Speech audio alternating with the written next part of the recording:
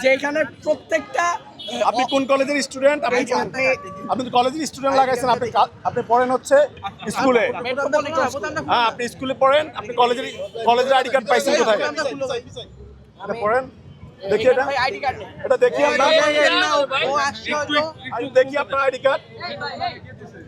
এই বিতে তোমাকে কে দিয়েছে সেটা বলো। তুমি পড়ো ক্লাস 10 এ, এখন তোমার এখানে কি হ্যাঁ? এটা কি দেওয়া আছে? ভাই এটা কি ভাই? এটা কোনো আইডি কার্ড না, দেখছেন ভাই? ভুয়া আইডি কার্ড, ভুয়া আইডি কার্ড, ভুয়া রাজনীতি করতে আসছে। আপনাদেরকে বলছি